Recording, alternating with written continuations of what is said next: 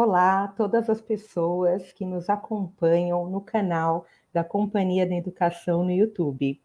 Eu sou Débora Alves, editora do Grupo Companhia das Letras. Estou muito feliz, porque hoje nós teremos um evento muito especial. Todos são muito bem-vindos. Nós vamos conversar hoje com os autores dessa obra aqui. Triste República, a Primeira República comentada por Lima Barreto. É uma super indicação para você, educador, para você, educadora, e para quem gosta de história, de literatura e de quadrinhos. Então, sem mais delongas, já vou chamar os nossos convidados, que eu sei que vocês estão ansiosos para ouvi-los. Primeiro é o premiadíssimo cartunista, ilustrador e autor de quadrinhos, João Spaca de Oliveira, mais conhecido como Spaca. Bem-vindo, Spaca. Obrigado, Débora. A nossa segunda convidada é a professora do Departamento de Antropologia da USP e atualmente Visiting Professor da Universidade de Princeton. Já publicou várias obras, entre elas as ganhadoras do Prêmio Jabuti, Lima Barreto, Triste Visionário, que nós vamos falar bastante dessa obra aqui hoje, provavelmente, e Enciclopédia Negra, foi a última premiada. Bem-vinda, Lília Schwartz. Prazer tê-los aqui. Alegria estar com o Spaca, com a Dedé também. Muito obrigada, viu? O prazer é nosso, gente. Vai ser muito linda essa conversa. Tenho certeza que a gente vai refletir bastante sobre muitos aspectos importantes da sociedade que foram abordados nessa obra lindíssima. Bom, vocês são autores de muitos livros, mas não é a primeira vez que vocês se encontram né, nas obras, né? Essa dupla já contou muita história junta, né? Dom João Carioca, Uma Amizade Impossível, As Barbas do Imperador, e agora, no final do ano, lançaram Triste República. E eu já vou engatar a primeira pergunta aqui. Eu acho que ela é fundamental para a gente desenrolar nossa conversa. Por que o Lima Barreto foi a personalidade escolhida para conduzir os leitores pelos fatos históricos? Qual a importância de se considerar o ponto de vista do Lima? E como que foi costurar esses três pontos de vista, né? O ponto de vista da Lília, o ponto de vista do Spaca e o ponto de vista do Lima, no mesmo universo aí. Começa, Spaca, ou você começa? Não, por favor, começa. Bom, por que o Lima? Bom, o Spaca, essa é a nossa trilogia, né? Nenhum livro precisa ser lido, eles não são obrigatoriamente, né, assim, vocacionados um para o outro, né? Mas nós fizemos o primeiro sobre o período do vice-reino, né? Dom João Carioca, o segundo sobre o segundo reinado de Dom Pedro, e esse é o terceiro, né?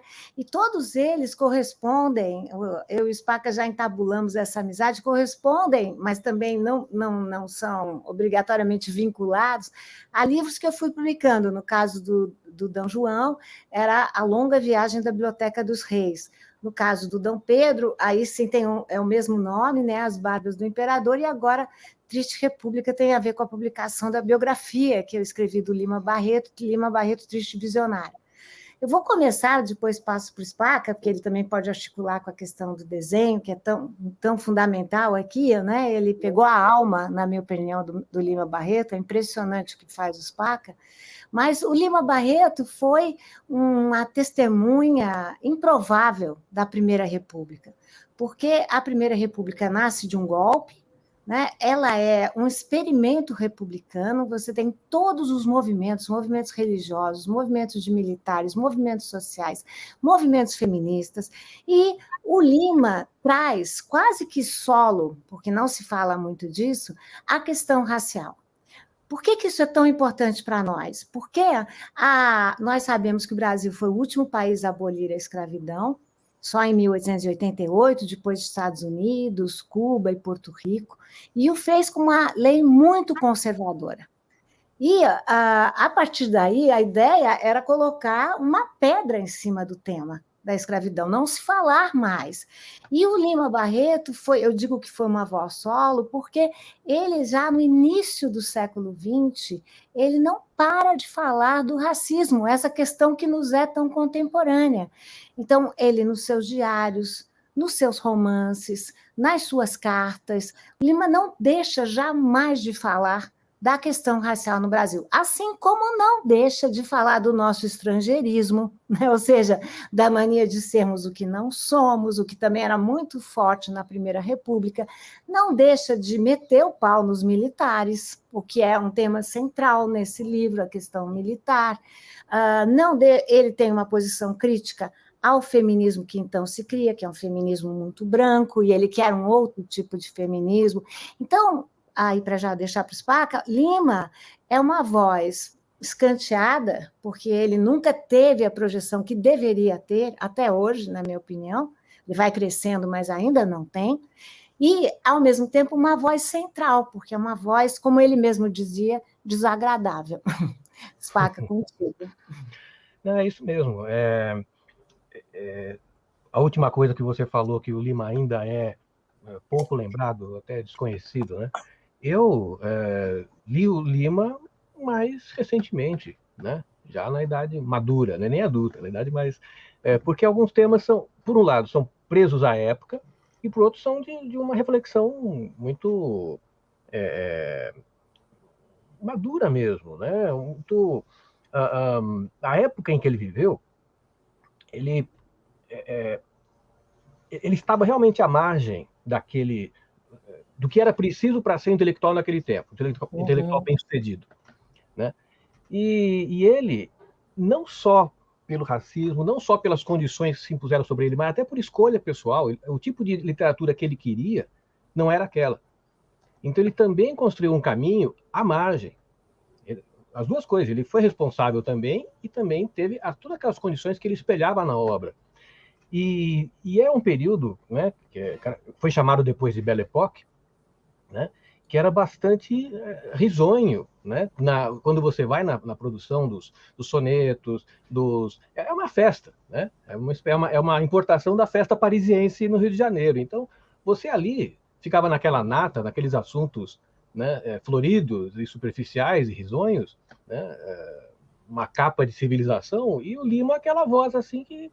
né? Dissonante, né? Dissonante, que trazia os seus assuntos inconvenientes, né? E eu sempre tive simpatia por esse tipo de narrador, né? Então, não teve muito trabalho em, digamos, entender o Lima hoje, né? Gostar dele e querer emprestar os nossos recursos para que a voz dele alcance mais leitores. Sem dúvida. E Ele quando era a gente... engraçado, só comentar Perdão, uma coisa, Lili. ele chamava esse tipo de literatura que Spaca descreveu tão bem, de literatura de sobremesa, né? Realizava no Coelho Neto, falava, o Coelho Neto vai coelinizar o Brasil, né? Então ele, de fato, Spaca bem isso. Verdade. Bom, quando a gente vê essa obra, a gente já percebe o tamanho da complexidade, né, da produção, e eu queria falar um pouquinho sobre o processo de criação, conversar com vocês, aí a gente pode começar essa rodada com Spaca. Queria que vocês explicassem um pouco melhor como que foi a concepção da ideia, a seleção dos fatos históricos, né, quais foram os critérios, a escolha dos trechos de Lima, né, para que figurassem na obra, como que tudo isso vira roteiro, Spaca, como que tudo isso é ilustrado. Conta para a gente um pouco desse trabalho. Pois Lili, você levou quanto tempo para fazer isso aqui? 9 anos? Ou a vida inteira? 9, 10 anos. Isso. Por aí, né? A vida inteira também, né? Eu lembro, eu vi outro dia um e-mail seu acho que uns 10 anos atrás, assim, que você fala, olha, tem aqui um artigo que eu fiz sobre o Lima, quem sabe isso aqui pode virar um dia um livro. É uma coisa bem... e assim, eu comecei a parte... Eu, em comparação, só levei 4 anos. Como é que foi isso? Então, a ideia já estava delineada aqui. Esse nosso livro, Triste República, não é adaptação deste, né? Aqui tem uma proposta um pouco diferente, né? Acho que você traz aqui toda a obra do Lima, toda a vida dele, e você enxerga a República ali atrás, assim, em volta, interagindo com isso. E você utiliza certos interesses, certos focos do Lima para entender a República. Então, essa ideia, como você já disse, dele ser, no livro, um bardo desagradável da República, está aqui.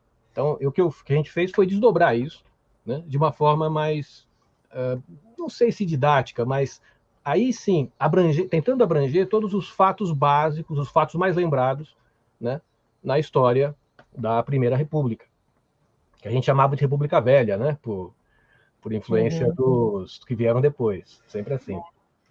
Então, eu acho que eu podia até mostrar alguns slides para mostrar qual foi o meu processo, né? Vai começar com umas imagens coloridas aí. A primeira coisa que eu tentei fazer foi enxergar o Lima. Primeiro, né? Ou melhor, enquanto eu ia lendo os livros, os romances, contos, crônicas, né? E já tinha lido o Triste Visionário, eu quis experimentar o Lima, né? Então, pode passar os seguintes, por favor. Não tinha muita certeza como é que era, e o Lima em várias idades, né? Tinha que representar o Lima estudante, o Lima, e não temos muitas fotografias dele. E algumas fotografias em que ele aparece bastante arrumadinho. Então era preciso mostrar o Lima de um jeito, como ele dizia, né, mais esbodegado, né, com a roupa dia a dia. Não só do dia a dia. Ele era assim, notoriamente ele era desleixado. Diziam que ele vinha com um sapato diferente do outro, meia diferente do outro, a gravata desarrumada. Isso. Ele era desleixado. Era assim. Então tinha por personalidade desleixado. Depois, como ele, né, a vida foi ficando difícil, e aí como ele dizia, por falta de cascalho, né, a gíria da época, também não era possível se vestir muito bem, mas finalmente ele assume essa deselegância como uma espécie de afronta aos costumes, né? Porque onde ele circulava era no Rio de Janeiro mais chique, né? Era ali perto da Avenida Central, na Gonçalves Dias, tal, perto da Colombo. Então ele estava ali nas rodas, os jornalistas, todo mundo com a toalete impecável. E ele cada vez mais até ostentava aquilo. Então isso virou parte do figurino dele, né? Esse desleixo. Então eu tinha que me inspirar nas fotos, poucas fotos que nós temos, pode ir passando, por favor, e tentar passar esse desleixo. Veja só, a gente chegou, né, no Lima, um Lima aqui diferente deste que eu havia tentado, porque essa roupa talvez fosse a roupa dele diária, porque naquele tempo um funcionário público, uma pessoa até humilde, podia se vestir dessa forma. Por exemplo, você usava até a camisa de dormir e punha um colarinho postiço, né? Chama? Punhadura. Isso, né? O colete por cima estava arrumadinho. Então eu tentei fazer assim, meio enrugado, mas para o leitor de hoje, a Lília olhou assim, mas Spaca, ele parece uma almofadinha. Spaca, essa imagem aqui, o Spaca tratou de uma coisa, eu já passo para ele, mas só para comentar essa imagem aqui, porque não à toa as pessoas negras deixam poucas imagens, não é? Porque as imagens são, em geral, das pessoas poderosas, das pessoas bem arrumadas, como Spaca dizia. Então, esses são os silêncios da história e de uma história visual também. Então, quais são as imagens que a gente tinha de Lima? A imagem quando ele entrou no funcionalismo público, e essa imagem foi quando ele foi participar de um julgamento, um julgamento que foi ruim para ele, porque ele teve que julgar os militares e depois nunca mais cresceu na profissão. Então, essa roupa que ele está é uma roupa que ele colocou para uma encenação, porque a gente tem fotos e foi um local muito visível, tomou a sociedade carioca daquele contexto. Esse não é o Lima, o Spaca está certo, esse é o Lima naquela circunstância em que ele foi fotografado. Né? Pois é, mas também tem outra coisa, tem uma crônica, já perto de 1920, também ela não é a certeza absoluta, porque depois tem uma foto dele com paletó só com camisa, mas tem uma crônica em que ele dá uma bronca numa pessoa, ele fala assim, mas que negócio é esse de vocês usarem o paletó aberto e mostrando a camisa? Aí a pessoa fala, é moda. Que moda, isso é falta de educação. Então, ele provavelmente estava sempre de colete, até para esconder a camisa que talvez tivesse um furo, né? Era o jeito que o pessoal fazia, né? Então, o chapéu todo mundo usava e por aí vai, né? Mas pode passar, por favor.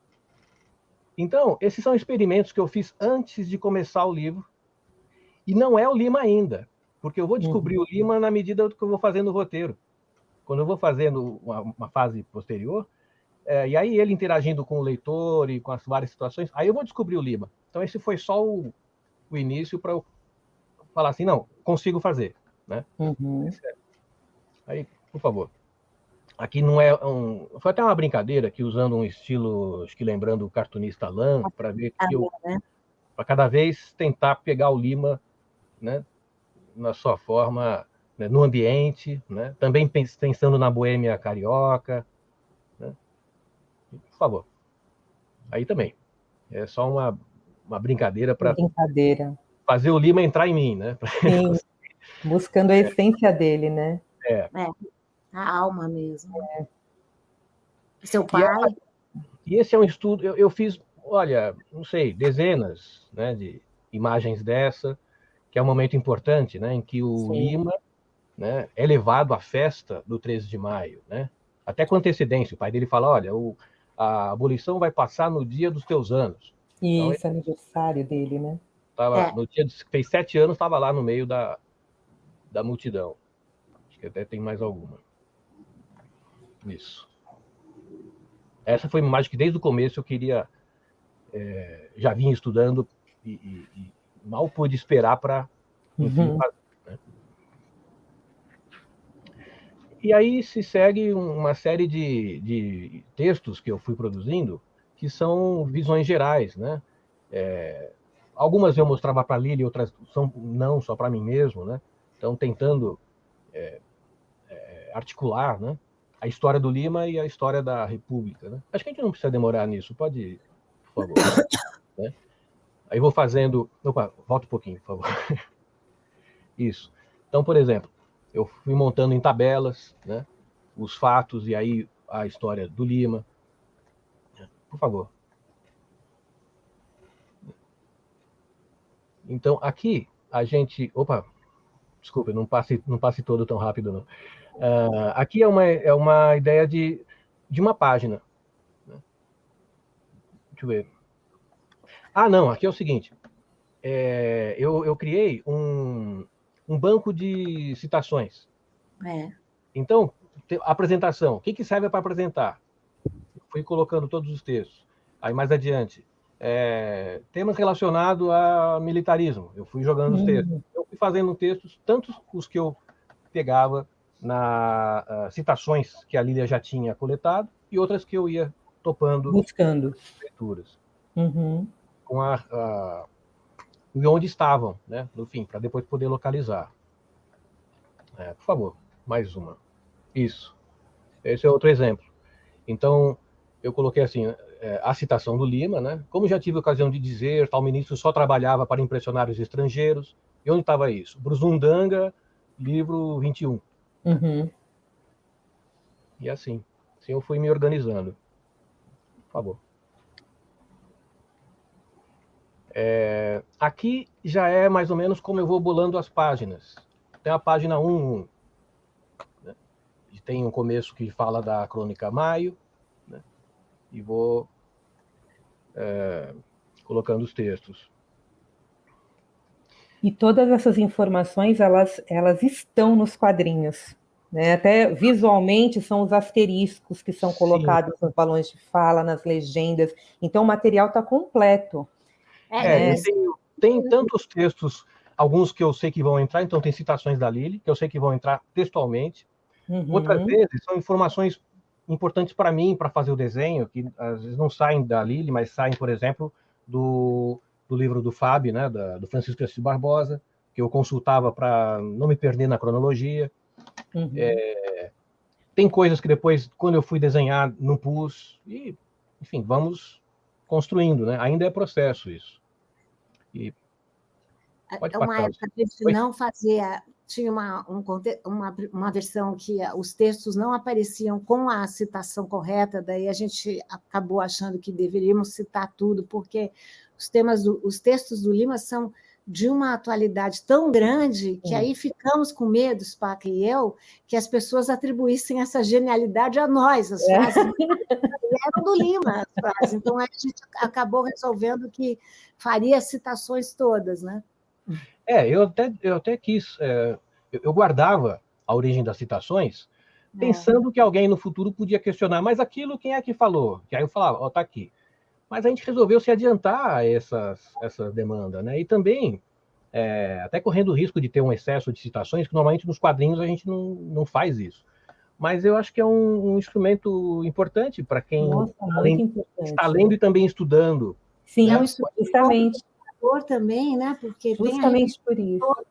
Então, se quiser ir para a educadora, né? Se a pessoa quiser ampliar, né? A citação já sabe colocar, já sabe onde encontrar. Então, essa foi uma questão. Os quadrinhos dos Spaca são sempre muito impressionantes por conta da pesquisa que ele realiza, né? A pesquisa de imagem, pesquisa de roupa, pesquisa de local. Em geral, para isso tudo, você não precisa de uma bibliografia ao pé de página, né? Mas, no caso, a gente precisava mesmo, né?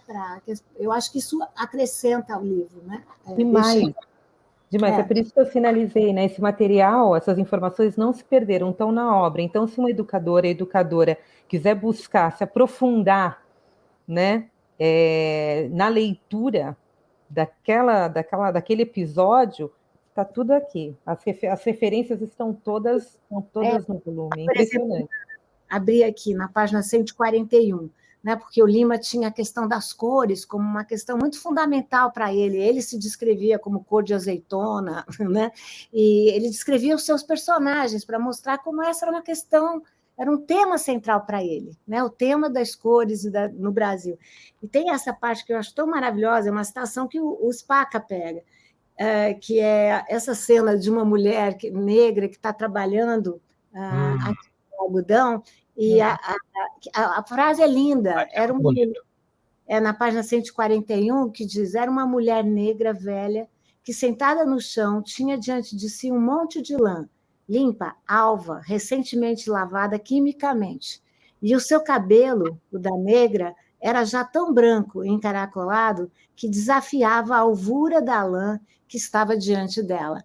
Não dá para a gente falar disso sem citar o Lima, né? E citar exatamente, porque é de uma beleza e é tão revelador do que pensa Lima Barreto, aonde o seu afeto mora, da maneira tão carinhosa e subjetiva que ele se refere a essa citação. Então, Spaca coloca o Lima aqui quase sombreado ao final, e essa senhora tão bonita, que é a literatura do Lima Barreto, que ele também dá lugar a essas pessoas supostamente anônimas, supostamente desimportantes, que para ele ganham uma majestade, como vocês viram, imensa, né? Essa eu não bastava ilustrar. Sim. Essa tinha que mostrar as palavras dele, ressaltando o que está sendo visto. Isso é muito bonito. E a maneira como os fatos históricos são apresentados também é muito interessante, porque você mencionou cronologia, né? Para eu não me perder na cronologia, mas a contextualização ela está tão bem amarrada que em alguns momentos, né, é necessário voltar para buscar essa informação. Foi nessa época aqui, porque são os eixos temáticos que vão sendo desenvolvidos, né? Então, a narrativa não é feita de maneira dura, né? Estática. Então, você tem essa sensação da história dinâmica. Né? É a história que vai se encaixando na literatura, se encaixa nos personagens. Porque, por exemplo, uma conversa boa com o Spaca foi porque uma falha do Brasil, uma biografia que eu escrevi com a Heloísa Starling, e até mesmo lá no Lima eu já recuperei um pouco, mas foi a questão da revolta da vacina, né, que aparece muito fortemente no livro e que a gente tinha deixado de lado. Impressionante no Brasil uma biografia, porque a gente costuma, de alguma maneira, sequestrar a morte, né? Silenciar o medo, silenciar os momentos de insegurança. E aqui a revolta da vacina aparece numa beleza incrível, né? Também porque Lima testemunhou a revolta da vacina. Então, acho que esse casamento entre o personagem e o seu contexto é muito... Quer dizer, não é que a literatura deve ao seu contexto, porque a literatura, muitas vezes, eu acredito que Lima é um dos produtores da Primeira República, né? Ele quase que cria a Primeira República com o seu testemunho. Mas ele é um autor que dizia que fazia uma literatura que militante, era esse o termo que ele usava. Então, para quem faz uma literatura militante como ele define, né, que ele diz que é uma literatura voltada à literatura francesa, russa, realista, essa é uma literatura que não se separa do seu contexto, né? Sem ser derivada do seu contexto, ela não tem como se separar. Então, esse diálogo ele é muito fértil, né? Porque o Lima se coloca nessas situações, né? Demais. Mas o Spaca estava falando, não sei se a gente interrompeu a apresentação dele. Não, a gente vai falar justamente desse fluxo, né? De como que a imagem vai interagir com os textos, né? E como a história dele também tem os links com o que está acontecendo. Vamos voltar para a apresentação seguinte, que aí eu começo, por favor, pode ir na seguinte. Não, adiante, começa a aparecer os desenhos mesmo. Bom, então volta um pouquinho. Só para mostrar os elementos que eu costumo colocar numa página, né? Então, tem um título provisório, por exemplo, né? Prudente e Canudos, encontrar título. Tem que ter um título meio engraçadinho e compacto, né? É umas preocupações mesmo de comunicação com o leitor. Um resumo do que vai entrar, os textos importantes. Eu coloco também a idade do Lima. Por exemplo, nesse capítulo 3, é de 3 a 17 anos, um lembrete para como é que eu vou ter que representar o Lima. Tem uma descrição de cena, né? Então, Lima no Lago São Francisco, tal. Tem um texto do Francisco de Assis Barbosa que eu colei aqui, e eu sempre coloco ele com destaque para mim, assim, ó, esse texto é para saber da circunstância, não é para entrar, né? Porque não é uma adaptação daquele livro, né? São informações importantes para mim, né? Aí adiante... Claro, para quem não conhece, o Francisco de Assis Barbosa escreveu uma biografia fundamental em 1957, e ele que era jornalista e tudo mais, muito entrosado no ambiente carioca, literário, aquela República das Letras, né? Ele não só escreveu essa que é uma biografia fundamental do Lima Barreto, como ele foi o responsável por trazer a literatura do Lima Barreto de volta ao cenário nacional, porque ele estava totalmente esquecido. Então, é por isso que o Spaca também se apoia, e deve se apoiar, porque eu também me apoio muito, né, nesse livro fundamental do Francisco Assis Barbosa, que entrou na academia. O meu livro termina com isso, né? Ele entra na academia por causa do Lima Barreto que tentou entrar na Academia Brasileira de Letras por 3 vezes e não conseguiu. Enfim, só uma nota de pé de página. Continua isso. Não é isso. Podemos passar para a seguinte, que é o meu trabalho inicial, né? Esse lápis, que é apenas layout. Ele é bem feitinho, ele já procura adiantar para mim os problemas que eu vou enfrentar quando finalizar. Então, já sei que eu vou ter que desenhar a Baía de Guanabara durante a revolta da Armada. Já sei que vou ter que pesquisar como é que é a Ilha do Governador, onde o Lima passou a infância. E, se vocês compararem com o quadro seguinte, pode dar uma mudadinha na parte de baixo. Isso. Eu lembro quando eu mostrei isso para a Lili, já com texto, ela falou, puxa, a gente podia mostrar mais o manual, né, o agregado e tal. Então, eu reformulei essa parte para encaixar alguns quadros, tratando desse que foi um grande amigo do Lima, né? O Manuel Cabinda, e o Spaca aumentou lindamente, porque o Lima dedica uma...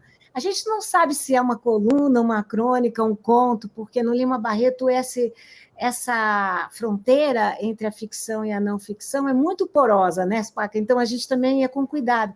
Mas o Manuel Cabinda, ele conhece o Manuel Cabinda quando o pai dele, o pai de Lima, vai trabalhar nas colônias de alienados da Ilha do Governador. E Lima ele diz que nunca teve, que foi a casa que ele gostou mais, que foi o lugar da vida dele que ele gostou mais, e ele fez amizade com os alienados, como eram chamados, né, com as pessoas internadas na Ilha do Governador.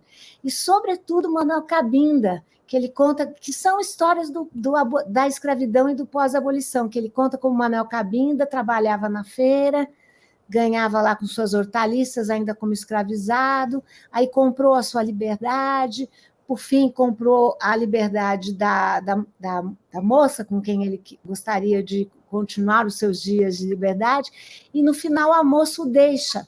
E ele diz que aí sim que o Manuel Cabinda ficou com umas ideias apatetadas, né? E foi internado. Mas o Manuel Cabinda sempre trazia uns quitutes, é isso que o Spaca está mostrando para o Lima, que falava seu Lindolfo. Batata assada, umas coisas assim. E é uma relação maravilhosa, porque quando a família sai da Ilha do Governador, porque o próprio pai do Lima tem sinais de alienação, de loucura, o Manuel Cabinda vai virar, como disse o Spaca, rapidamente um agregado, e ele vai ajudar a família do Lima Barreto. E o Lima conta da morte, fala que quando o Manuel Cabinda morreu, que ele morreu um pouco junto, né? Então, uma relação maravilhosa que ele constrói com esse personagem, que o Spaca constrói também, e dá visualidade para esse personagem, né? Sim. É bonito mesmo. É lindo.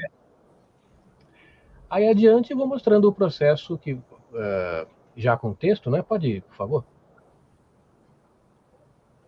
Pode mudar a imagem para a seguinte. Aí. Sim. Essa é uma coisa provisória também que não entrou, né? Uma boa parte das nossas comunicações mensais ia com esse frontispício, que é inspirado no traço do Angelo Agostini. Uhum. Né? E aí, com o tempo, acho que era bem o comecinho mesmo, então, com o tempo, outras estéticas. Mesmo assim, ficou bacana, né? Porque ninguém vai poder ver, porque eu faço tudo errado aqui, mas... Tá dando, tá. Deu certo. Isso já tem, né? Eu acho lindo, maravilhoso esse frontispício, e acho maravilhosa essa abertura que o Spaca faz, né?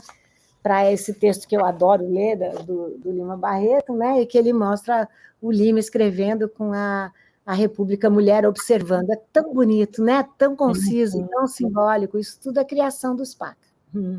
Essa imagem é inspirada na representação da República, bastante usada, né? Naquele tempo, mas com um tom melancólico. E eles de costa, eu gostei disso também, porque eu já tinha desenho. Essas ilustrações capa e frontispício, elas vêm por último. Então, acho que já tinha desenhado tanto o Lima olhando e falando com jeito irônico. Falei, e agora? Então colocamos ele de costa, que tá lá assim meditando. Né? Coisa nostálgica, né, Spaca? E porque essa imagem da República Mulher vem da França, que são as Madeleines, as Mariannes com os peitos de fora. Mas no Brasil eles tinham que vestir, porque é uma sociedade profundamente machista e patriarcal, e já era pequena, então, mas eu também acho, Spaca, que além dessa questão nostálgica que você diz, para mim tem essa questão da subjetividade, né? Ou seja, está lá a Marianne, esse que é o símbolo da República Guerreira, mas ela está lá calma, deixou do lado, né, a sua tocha, está lá observando, é uma subjetividade possível, né? Muito linda essa abertura, eu acho, muito sensível por parte do Spaca. Demais. E aí, finalmente, são as imagens finalizadas, né? Tem umas amostras aqui que eu coloquei. Isso. Vamos lá. Adiante. Né? É a capa que eu mostrei. Eu fiz uma imagem sintética, tentando fazer como aqueles álbuns franceses que a gente gostava, né? Do quadrinho franco-belga, né? Um Tintin, é uma imagem compacta. E nesse desenho, a gente tem o centro do Rio e o subúrbio. Né? O trem, né? Isso. Tem um pedacinho da Avenida Central com o Pão de Açúcar ao fundo e aqui o trem com umas casinhas, né? E aquelas montanhas do subúrbio carioca. E o trem era tão importante para o Lima, né, Spaca, porque ele, até no Lima Barreto Triste Visionário, tem um capítulo que eu falo só sobre a linha do trem, e chamo a literatura do Lima como uma literatura em trânsito, porque ele descrevia muito como ele redigia os seus textos, as suas colunas, as suas crônicas, no trilho do trem, porque ele morava no subúrbio de Todos os Santos, brincava que Todos os Santos tinham esquecido de todo o subúrbio de Todos os Santos, ele tomava o trem da Central todo dia, e era um percurso longo, então ele muitas vezes redigia as suas crônicas nesse percurso. Então é muito bonito que o Spaca tenha aprendido daquele lado de lá. De um lado, o rio que ele frequentava, e de outro lado, né, o trilho do trem, que era tão fundamental. O Spaca é melhor que eu, olha lá. Por isso que eu... Página 50, né, Spaca? Por isso que eu procurei mostrar, porque esse é um tema que a Lília usa muito, né, no livro, é muito central no Triste República. Dá uma centradinha aqui, por favor, na imagem. Só para em nós. Dá para ampliar minha... Isso. Pronto, foi. Então, aqui essa parte do trem eu fiz com destaque justamente por isso, né? Porque é um dos temas-chave do Triste Visionário, né? Esse percurso, e com a própria vida do Lima também estava, né, dividida entre o subúrbio e o centro elegante.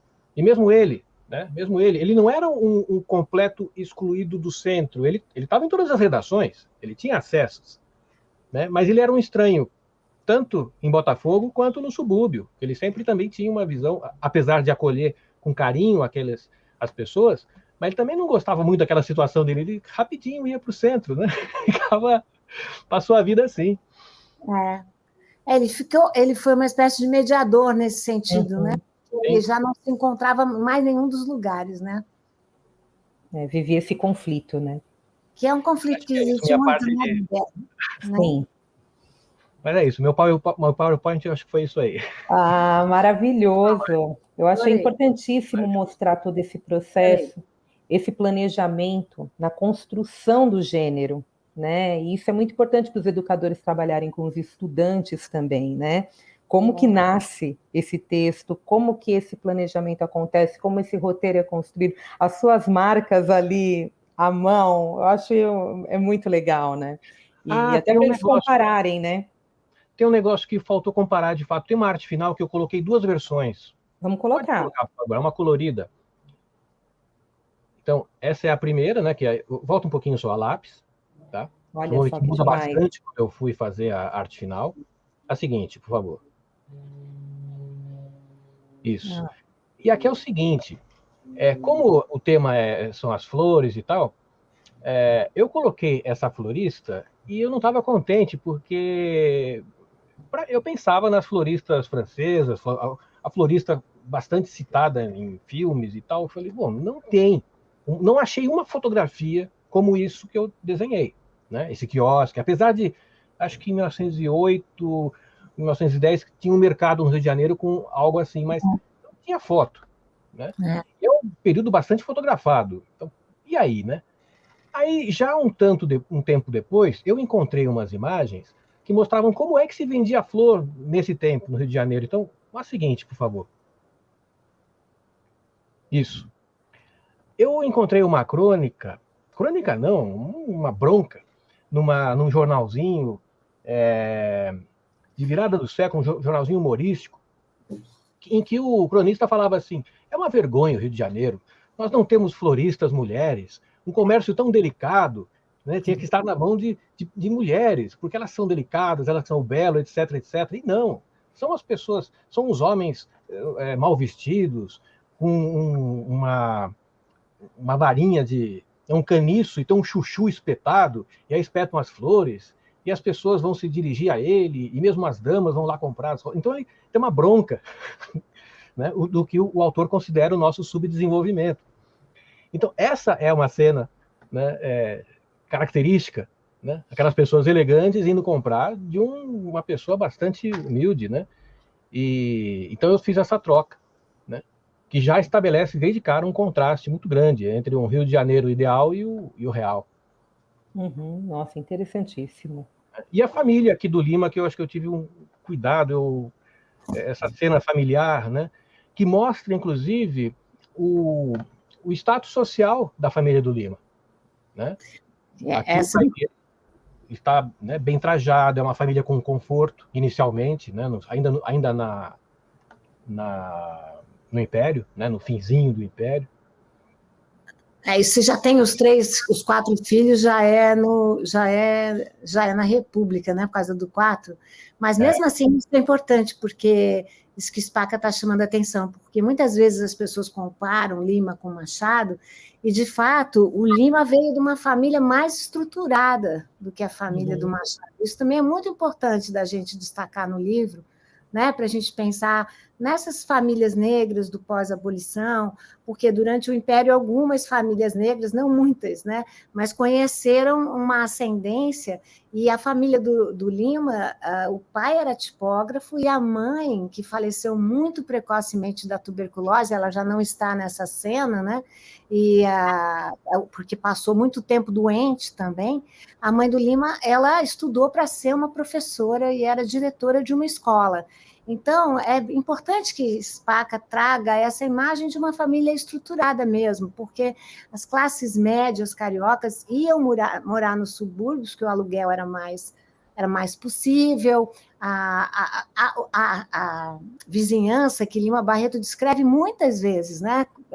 Vocês podem aprender em muitos livros do Lima, era uma vizinhança que construía essas redes de relações, essas comunidades de relações que continuam a existir, né, nas comunidades, e essa família vai se desestruturando durante a República. Então, esse eu sempre digo, né, já disse ao Spaca que esse foi o livro mais triste que eu já escrevi, né, quando eu relatei no final a morte do Lima Barreto, porque é uma pessoa com muito projeto, com muitos planos, né, com muitas ideias, que vai sendo vencida pelo racismo, né? Eu sempre digo, racismo mata, e pela branquitude mesmo, né? Ou seja, o que é que essa branquitude produz enquanto lugar de privilégio e lugar de subordinação, né? De exclusão social.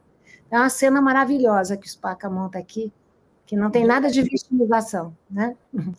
É uma família com agência, né? Com projeto.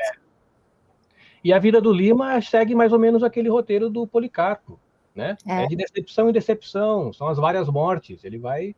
Né? Eu acho que é uma combinação do Lima com o pai, né? O pai do Lima, que era essa pessoa que não queria plantar a batata inglesa, queria plantar a batata nacional. Então, ele é um Policarpo, né? Que o Policarpo também, que instituiu o Tupi-Guarani, mas é uma brincadeira afetuosa do Lima, né? De pessoas que tinham projetos e foram sendo vencidas pela República. Né? Sim. O racismo fazendo seu papel também, né? Fazendo, Dedé. Fazendo seu papel. Bom, a gente viu aí que os quadrinhos, eles têm um poder, né, que é incontestável, né? Principalmente com o público jovem. Quanta coisa a gente consegue colocar, consegue trabalhar numa linguagem colorida, prazerosa, né? E que realmente alcança o interesse dos jovens, principalmente, interesse de todos, né? Mas acho que dos jovens em especial. Então, considerando isso e o contexto escolar, né? Que o nosso bate-papo aqui com os educadores, o que um mediador... seria possível resumir tudo isso, né? Numa breve orientação, assim, o que o mediador não pode deixar passar, então? O que um leitor ele não pode perder de vista? Eu posso falar o que eu acho como leitora? O que eu senti, assim, vendo, escutando vocês, e principalmente na apresentação do Spaca, né? O que é impressionante é a construção do cenário, o figurino, tinha comentado com ele até a postura, né, dos personagens, todos esses aspectos eles são carregados de história mesmo, né? Não é uma simples transposição dos fatos históricos, não é uma transposição dos textos do Lima para os quadrinhos, né? A gente vê ali uma reconstituição de época mesmo, né? Esse material ele é um recurso, é um recurso riquíssimo para os educadores e para os estudantes. Então, eu acho importante para os leitores não perderem isso de vista, olhar cada quadrinho com muito cuidado, presta atenção na roupa, presta atenção no cenário, que tudo isso vai construindo o sentido do texto, né, para uma leitura mais eficiente. Queria saber de vocês, assim, o que não dá para deixar passar? Quer falar, Spaca? Depois eu falo. Eu não sei. Tudo. Vou falar um pouco é o seguinte, né? Eu tinha uma grande quantidade de informações para passar e também comentários do Lima e uma visão abrangente, uma visão diretriz, que é da Lilia Schwartz, né? E as reflexões que ela faz a respeito desse período, da obra do Lima e como os dois dialogam. Então tem uma direção, né? Não são ilustrações neutras. Cada escolha, né? As pessoas não precisam perceber isso, mas no momento que eu estou fazendo, qualquer escolha de cor, não só das pessoas, cor, iluminação, se a iluminação está mais alegre, triste, se dura, né? O enquadramento, tudo isso é feito pensando numa interpretação que a gente sugere, num clima emocional e também julgamentos. Então, se eu quero passar aqui uma cena, tem uma pessoa sendo espancada, eu não estou mostrando apenas... se eu coloco assim um dia de sol radiante, às vezes aquilo quer dizer o seguinte: olha só, essa paisagem linda, aí tem um quartel aqui, um sujeito sendo espancado. Sabe, tem uns contrastes que a gente vai, na hora, né, tem ideia de representar, e tudo isso foi pensado ou sentido, né, na hora que eu fui escolhendo as maneiras de representar. Tanto que eu não consigo trabalhar com colorista. Eu que escolhi as cores, eu colori, desenhei, né, cada traço tem uma intenção. Tem a ver com a arte da caricatura, tem a ver com a arte da charge, que eu também fiz bastante tempo, e ao mesmo tempo com um desejo de que toda essa informação flua de um jeito indolor, né, para o leitor, que ele possa passar de um quadro para outro, de uma informação para outra, e adquirir o sentido geral que eu estou querendo passar, né? Mais ou menos isso, a descrição do meu trabalho pode ser por aí.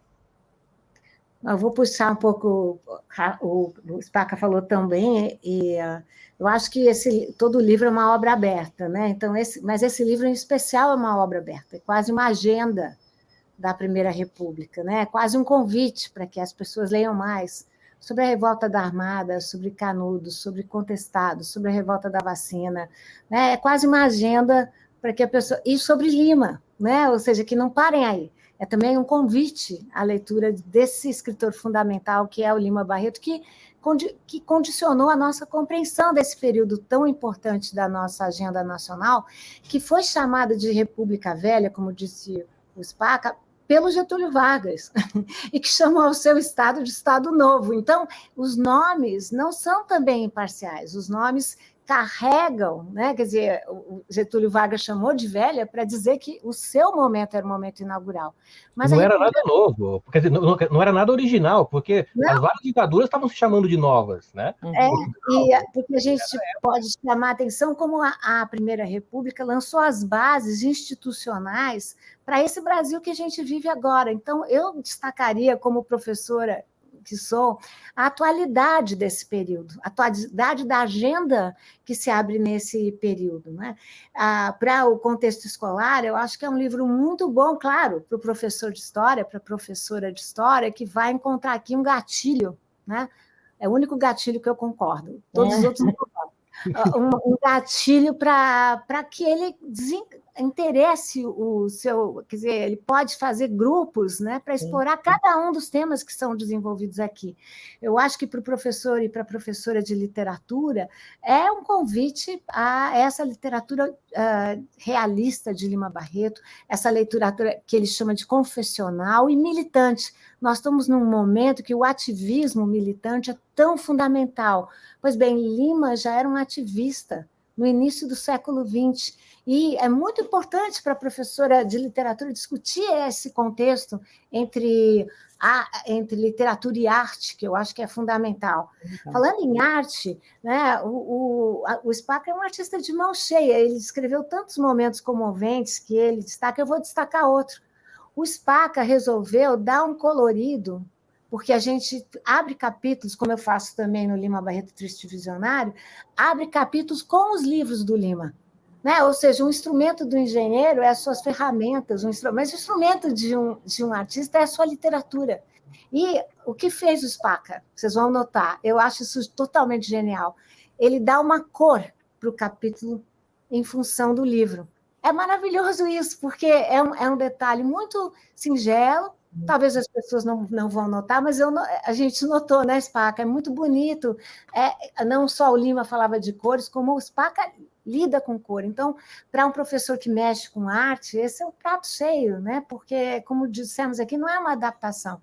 Para o professor de geografia, eu acho um prato cheio, porque o Lima Barreto fazia esse roteiro dos subúrbios para o centro, e tem toda uma reflexão sobre bairros, sobre a marcação dos bairros. Lima Barreto constrói uma identidade para as pessoas. Quem é do Meier é assim, é estrangeirado. Quem é do não sei o que, ele detesta o Botafogo. Então, tem uma reflexão linda sobre a geografia, e acho que os alunos, né? Porque tem uma escritora negra, crítica, contemporânea, chamada Saidiya Hartman, né, que diz o seguinte: diante dos silêncios do arquivo colonial, que esconde mais do que lembra, que silencia ao invés de recordar, o que é que nós podemos fazer?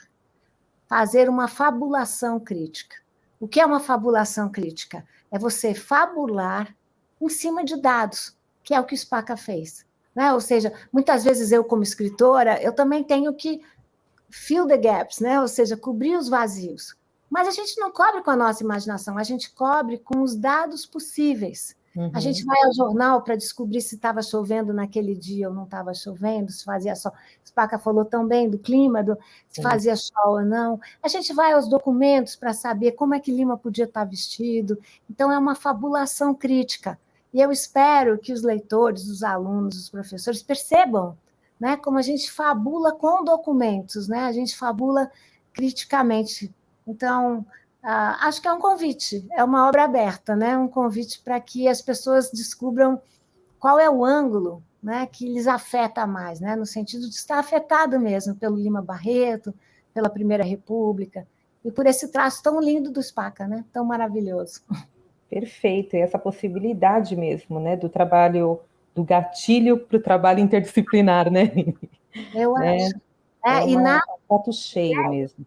É sempre um trabalho interseccional, né? Uhum. Ou seja, porque quando como disse o Spaca, eu tinha uma questão no meu livro que era outra, né? Que era essa questão de pensar as interseccionalidades do Lima, a questão de raça, a questão de gênero e sexo, a questão de região, a questão de geração, que é um tema muito importante para o Lima Barreto, mas essas questões não são estanques, elas são entrecruzadas, e acho que isso para a escola será muito bonito, né? Poder ver nesse livro um livro que ele, na verdade, está nas esquinas, né, das várias disciplinas, não está só aqui ou só lá, ele se move na esquina, que é esse lugar tão produtivo. Né? Perfeito. Vocês comentaram, né, sobre o nascimento da Primeira República, como ele se deu de maneira violenta, né? Então, em meio a mortes, revoltas, golpes, tudo isso aparece muito na obra, né? É um período que é palco de abusos de poder, autoritarismo, e muitas vezes nós nos deparamos hoje com a reprodução desse passado recente ou com as consequências dessas escolhas, né, das escolhas que ocorreram, né, políticas e econômicas. E eu acho que isso faz o olhar do Lima, o ponto de vista do Lima ser atemporal mesmo, né? É atual. Mas o que eu queria questionar aqui e provocar é por que tem tanto passado ainda no nosso presente, então? Por que esse olhar do Lima continua atual? O que acontece, hein? E porque é urgente, sendo assim, porque é tão urgente a leitura dessa obra? O Brasil é um país urgente, né, Dedé? É um país muito urgente, porque é um país, nós somos campeões em desigualdade, nós somos campeões em feminicídio, somos campeões em transfeminicídio, né? Vimos o que aconteceu com os Yanomami agora, né? Ou seja, como os Yanomamis foram dizimados, isso não é um acidente, isso é projeto, né? Então, essa urgência era também a urgência do Lima Barreto, né? Ele não sabia que ia morrer com 41 anos, não tinha como saber, mas ele tinha uma urgência, né, Spaca? A gente percebe como ele quer produzir, ele quer publicar, ele quer fazer sucesso, ele quer interferir na cena pública, ele quer resolver a família dele, ele se desespera com o pai que ficou para sempre sentado numa cadeira sem poder dizer uma palavra. É esse Brasil urgente, que nós sempre falamos de história como um projeto que muda. Eu penso, porque eu sou historiadora e sou antropóloga, que a história muda, mas a história repete também, reitera teimosamente. E qual é a nossa urgência? A gente tem que parar de repetir, né? Nós ainda carregamos no presente esse legado pesado da escravidão, o fato de termos sido o país que mais recebeu mão de obra africana, né? Ou seja, dos 12 milhões de africanos e africanas sequestrados, 10 milhões chegaram com vidas, vejam que genocídio. E desses 10 milhões, 4,8 ficaram no Brasil. O Brasil também foi um país que admitiu a mão de obra escravizada em todo o seu território e que, assim, naturalizou, criou essa linguagem da desigualdade. Isso é muito grave. Isso tem muitos reflexos e vem sendo recriado nesse nosso racismo estrutural e institucional. O Brasil também foi construído, um certo Brasil, né? Não todo, como colônia de exploração, na base de imensos latifúndios, monocultores, exportadores, esse também é nosso tema no livro, e vejam aí a questão que temos, né, tão forte com os setores agrários, que não são o problema em si, o problema são os setores agrários que não dialogam com a Constituição. Ao contrário, não tenho nenhum problema com o agronegócio, né? A minha questão é como é que fazemos um agronegócio cidadão e republicano. A questão das Forças Armadas, que está aí no nosso colo, né? E que foi tão forte. A República foi proclamada com um golpe, né? Um duplo golpe. Os militares deram um golpe com a sociedade civil e deram um golpe sobre a sociedade civil. E governaram, a República começou em estado de sítio. Então, os militares nunca foram fiéis da balança da nossa democracia, nunca foram poder moderador. Sempre que estiveram envolvidos, criaram projetos ditatoriais, isso está no livro também. Então, a gente precisa acabar com isso, que não é sina, é projeto, né? Essa ideia de que o nosso presente está condicionado pelo passado, não está, né? Está nas nossas mãos alterá-lo. Uma contribuição que eu vi nesse livro aqui talvez até uma descoberta, e que o racismo não é apenas, o pós-escravidão não é apenas uma coisa que não foi resolvida, empurrada com a barriga, não só isso. Como o Lima notou, não apenas na cultura dominante que reproduzia comportamentos, né, que eram naturalizados durante o período da escravidão. Não, havia também um projeto mesmo, projeto de, no pós-escravidão, reinventar o Brasil, né, apagando a história. Então, você tem, e a gente fez questão de colocar textos mesmo, mostrando que havia projetos que ativamente queriam, né, importar uma mão de obra exclusivamente europeia. Nem oriental você via, porque a gente importou também o preconceito dos britânicos. Eles diziam assim, tem um texto que eu peguei de uma revista, acho que é aquela revista do Brasil, dos anos de 1900 aquela que o Lobato comprou, não lembro. Um dos médicos dizendo que, aconselhando, né, olha, se forem trazer orientais, então o japonês tudo bem, porque o japonês, segundo eles, era o alemão do Oriente, que era uma colônia fechada, mas chineses, não, né? Indianos, não. Então tinha uma preocupação em construir um Brasil, construído, né, zerar. E os pós-escravizados, não sei, se virem, né? Vão sendo empurrados ou para o interior, né? Para o subúrbio, Ou então algum projeto de colonização, vamos levar, não, vamos abrir uma ferrovia no Acre, vamos lá. Então, ou seja, era um projeto mesmo dos capitalistas de então, não é simplesmente algo que foi sobrando, né? Uma herança mal, não é só isso, não. Tinha um papel ativo. E isso precisa ser revisto porque nas várias, como o passado faz parte do presente, uma das formas que ele faz parte é a ideologia que se constrói de que país é esse. E a gente viu as narrativas recentes que tentam justificar o Brasil como é. E não pode, temos que mostrar o outro lado disso, né? Eu não acho que tudo é narrativa, não. Tem narrativas que são realmente as mais fidedignas, as que merecem ser criticamente endossadas por nós, né? Não é uma livre construção. Nós temos que... E este livro é bastante opinativo nesse respeito, né? Acho que é o livro menos neutro que eu já vi na vida. Mas os educadores gostam disso, né? Gostam de suscitar essas reflexões. E olha, é desagradável até hoje. É desagradável até hoje, né? Meu nome é Spaca, certo? Então, por mais que a minha família, que foi trabalhar na lavoura, no interior de São Paulo, por mais que eles tenham sofrido, olha, as condições de ascensão foram muito mais benignas do que as que enfrentaram os pós-escravizados. Tem muita coisa ainda que a gente gostaria de conversar, né? Esse livro tem muito material para ser explorado e conversar com vocês é sempre um prazer, mas infelizmente a gente tem um tempo, né? Então, eu queria agradecer muito a presença de vocês, Spaca, Lili, foi um prazer conversar com vocês, uma oportunidade riquíssima. Eu tenho certeza que esse bate-papo será muito bem aproveitado pelos nossos educadores, né? E a gente vai continuar fazendo a diferença. Eu agradeço muito a presença de vocês. Vocês gostariam de dar um tchau aí para o pessoal? Tchau, pessoal. Muito obrigada. Obrigada, Spaca.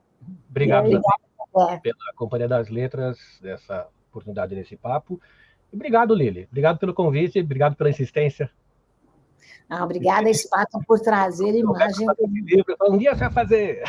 Obrigada, Spaca, por trazer imagem para a minha imaginação. Obrigada. E esperamos os próximos. É isso. Agradeço a todas as pessoas que nos acompanharam nesse bate-papo. Continuem ligados e ligadas nos eventos que a Companhia da Educação disponibiliza para vocês nas redes. É isso. A gente se vê nos livros. Tchau.